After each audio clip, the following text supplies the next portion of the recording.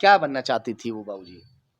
वो IPS officer बनना चाहती थी। आईपीएस। वो पिताजी हैं उनके, मोनिका उनके के? पिताजी तो 2011 में मर गए। पुलिस को बताया कि मैंने मोनिका की हत्या की क्योंकि वो शादी के लिए मना कर रही थी और उसकी हत्या करने के बाद में शव को नाले में दबा दिया एक पत्थर के नीचे।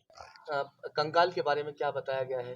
कंकाल वगैरह के बारे में हमें कुछ नहीं बताया, वहाँ कैसे क्या हो रहा है। दोस्तों, मैं इस वक्त बुलंदशहर के गांव कोटा में मौजूद हूं।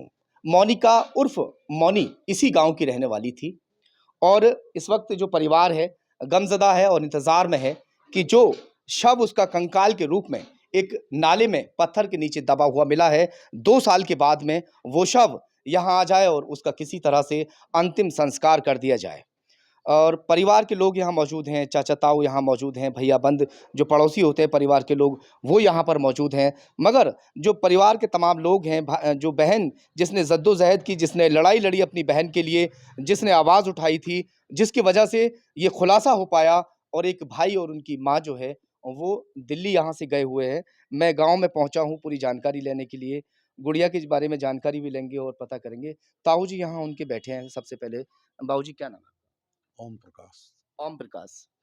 कुछ बताइए मोनिका के बारे में, क्या नेचर था, किस तरह से वो पढ़ाई करके एक छोटे से गांव से जो काफ़ी अंदर आके गुलावठी से हम काफ़ी दूरी तक चले हैं यहाँ अंदर गांव में, तब आके एक गांव है। ऐसी शिक्षा प्राप्त उसने की, काफ़ी पढ़ाई की। वो दिल्ली पुलिस में भर्ती हो गई थी, उसके बाद यूपी में जो अपना एसआई का एग्ज़ाम पास कर लिया था और अब आईपीएस वगैरह की तैयारी के लिए उसने विदाउट विदाउट पे छुट्टी पे थी और अपनी वहीं कोचिंग वगैरह के जो कहाँ रह के पढ़ाई की थी गुड़िया ने उसने? दिल्ली में। कितनी उम्र होगी मोनिका की? 27-28 साल। 27-28 साल। क्या पता चला है अभी तक आपको? अभी हमें तो टीवी से जो भी पता लगा वही हमें पता, बाकी लड़के वगैरह वहीं दिल्ली गए हुए हैं, लास्ट क्या होता वो तो नहीं पता है। कंकाल के बारे में क्या बताया गया है? कंकाल वगैरह के बारे में हमें कुछ नहीं बताया, वहाँ कैसे क्या हो रहा है। अभी जांच चल रही है। जांच चल रही। बाबूजी आप इसी गांव के हैं? हाँ, इसी गाँव के हैं। गुड़िया का कैसा नेचर था और यहाँ? गुड नेचर था। हाँ। पढ़ने में बहुत होशियार थी हाँ। और अपने परिवार के अंदर वैसे भी जो शक्तिहीन थी। जिस वक्त वो पुलिस में भर्ती हुई थी तो आप लोगों को कैसा लगा था? बहुत बढ़िया व्यवहार, शुद्ध, कोई किसी तरह की मिस्टेक नहीं थी, कोई गलती नहीं, कोई किसी गलती तरीके नहीं। की। भविष्य में कोई गलती के वो नहीं थी लक्षण। क्या बनना चाहती थी वो बाबूजी? वो आईपीएस ऑफिसर बनना चाहती थी। आईपीएस। वो पिताजी हैं उनके, मोनिका उनके के? पिताजी तो 2011 में मर गए। कैसे खत्म हुए? वो बीमारी की वजह बीमारी के चलते? से। पुलिस में हैं जी? पुलिस में एसआई थे वो भी। अच्छा। इनके पिताजी जो पुलिस में एसआई थे वो जो है बीमारी के कारण जो है एक्सपायर हो गए। परिवार में और कौन कौन लोग हैं? उनका लड़का है, 2 लड़की हैं, उनकी मिसेज है। लड़के क्या करते हैं और लड़कियां? लड़का ने पीएचडी करके, अभी मुझे इतना पता नहीं, शायद लगा है कि नहीं ये मुझे जानकारी और नहीं जो है। बहनें हैं? बहन एक है एसआई यूपी पुलिस में, अच्छा। दूसरी है केंद्रीय विद्यालय में टीचर। सरकारी टीचर? हाँ जी, और तीसरे नंबर की ये थी जो कांस्टेबल थी दिल्ली पुलिस में, लेकिन उसको वहाँ यूपी पुलिस में उसको एसआई एग्जाम दे के उसने एसआई का सेलेक्ट हो गई वहाँ, लेकिन वो उसमें भी रुचि नहीं दिखाई उसने। फिर वो यूपीएससी से आईपीएस का एग्जाम। भर्ती कब हुई थी? करीब 8-9 साल हो गए। 2014 में। हाँ। 2014 में वो दिल्ली पुलिस में भर्ती हुई थी, मगर उसका एक सिपाही बनकर, सिर्फ सिपाही बनकर काम करना लक्ष्य नहीं था। उसका लक्ष्य था एक आईपीएस ऑफिसर बनना, और परिवार के लोग भी यही चाहते थे कि वो एक बड़ा ऑफिसर बने और गांव का, अपने ज़िले का नाम रोशन करे। इसीलिए वो बाहर रहकर पढ़ाई भी करती थी। जिस वक्त वो कांस्टेबल के पद पर तैनात हुई, उसी दौरान एक सिपाही से, जो सुरेंद्र जिसका नाम बताया जा रहा है, जो आरोपी है, उससे उसकी उसी दौरान दोस्ती हो जाती है। वो बराबर मोनिका पर शादी का दबाव बना रहा था, जबकि जो सुरेंद्र है पहले से शादीशुदा था।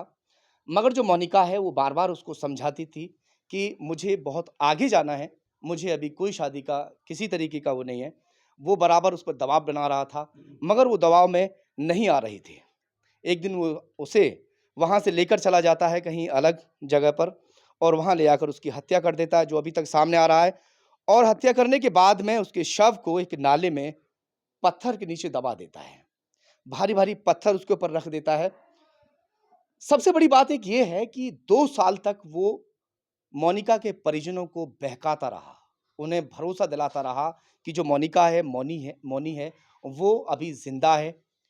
कभी कहीं किसी कॉल गर्ल को ले जाकर उसके आधार कार्ड पर फ़ोटो जो चस्पा था, उसी को दिखाकर वहाँ होटल में रूम लिया करता था, अलग-अलग होटलों में उसने रूम लिए। वो बराबर परिजनों को ये यकीन दिलाता रहता था कि अभी मोनिका ज़िंदा है, क्योंकि कभी रिकॉर्डिंग भेजता था, उसके पास जो रिकॉर्डिंग थी कुछ खैरियत की जिस तरह से जैसे वो कुशलता की रिकॉर्डिंग हुआ करती हैं, वो एडिट करने के बाद में वो घर पे भेजता रहता था।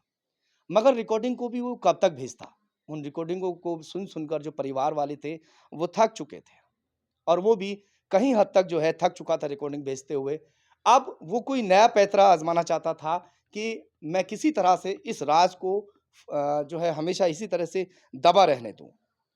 अब जो बड़ी बहन है, उसने ये बीड़ा उठाया, उसे शक हुआ कि इतने दिन तक अगर उसने कहीं शादी कर भी ली है, क्योंकि उसको बताया सुरेंद्र ने कि उसने शादी कर ली है और वो सेटल हो चुकी है। परिवार वालों को शक होता है कि अगर शादी हो गई होती, तो वो अब तक अपनी कुशलता के बारे में ज़रूर कुछ न कुछ बता देती। कुछ न कुछ तो गड़बड़ ज़रूर है। वो फिर बड़े आला अधिकारियों से मिलते हैं, बड़े पुलिस ऑफ़िसरों से मिलते हैं और उसके बाद सबसे पहले पुलिस जो पूछताछ करती है, परिजनों से पूछताछ करती है और पूछताछ करने के बाद में पता चलता है कि जो सुरेंद्र है, वो उसका अच्छा दोस्त था। सुरेंद्र के जो साथी हैं, उन तक पुलिस पहुँचती है क्योंकि कॉल डिटेल खंगाली जाती है और जिस वक़्त सुरेंद्र को हिरासत में लेने के बाद पूछताछ पुलिस करती है और पुलिस को जो सुरेंद्र ने बताया तो पुलिस के पैरों तले भी ज़मीन निकल गई। पुलिस को बताया कि मैंने मोनिका की हत्या की क्योंकि वो शादी के लिए मना कर रही थी और उसकी हत्या करने के बाद में शव को नाले में दबा दिया एक पत्थर के नीचे। भारी भरकम पत्थर था। अब उस कंकाल को निकाला गया है। फिलहाल डीएनए के लिए कंकाल को ले जाया गया है। डीएनए रिपोर्ट आने के बाद में साफ हो पाएगा कि उसने क्या सच बताया, क्योंकि अभी भी जो सुरेंद्र है वो बयान पे बयान बदल रहा है। परिजन यहाँ पर इंतज़ार में हैं कि वाक़ई क्या मोनिका अगर ख़त्म हो चुकी है, मर चुकी है और जो उसका कंकाल मिला है, उसका ही किसी तरह से हम अंतिम संस्कार कर दें या फिर सच्चाई कुछ और है। क्या-क्या अभी राज़ फ़ाश होंगे, हम आपको अपडेट देते रहेंगे।